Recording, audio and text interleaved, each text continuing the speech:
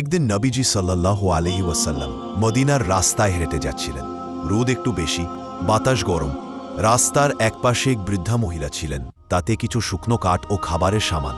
তিনি ক্লান্ত, কাঁধে বোঝা নিয়ে হাঁটতে পারছিলেন না। নবীজি সাল্লাল্লাহু আলাইহি ওয়াসাল্লাম থেমে বললেন, আমি কি আপনার বোঝাটা একটু বহন করে দিতে পারি? বৃদ্ধা অবাক হয়ে তাকালেন, বললেন, তুমি তো দেখেতে ভালো মানুষ, কিন্তু মদিনায় এক লোক আছে, নাম মোহাম্মদ সাল্লাল্লাহু আলাইহি ওয়াসাল্লাম, তার কথা শুনো না, তিনি নাকি নতুন ধর্ম এনেছেন। নবীজি সাল্লাল্লাহু আলাইহি ওয়াসাল্লাম নরম হেসে বললেন, আচ্ছা, আমি আপনার ঝুড়িটা ধরছি, আপনি একটু বিশ্রাম নিন। নবীজি সাল্লাল্লাহু আলাইহি ওয়াসাল্লাম নিজ হাতে তার বোঝা তুলে নিলেন এবং তাকে তার ঘর পর্যন্ত পৌঁছে দিলেন। বৃদ্ধা ধন্যবাদ জানিয়ে বললেন, তুমি খুব ভালো মানুষ, তোমার মতো লোকই তো এই সমাজে দরকার। নবীজি সাল্লাল্লাহু আলাইহি ওয়াসাল্লাম শান্তভাবে বললেন, মা, আমিই সেই মুহাম্মদ সাল্লাল্লাহু আলাইহি ওয়াসাল্লাম যার কথা আপনি বলছিলেন। বৃদ্ধা স্তব্ধ হয়ে গেলেন। তিনি বললেন, আমি যার বিরুদ্ধে শুনেছিলাম, আজ তার ভেতরে দেখলাম করুণা আর সত্য।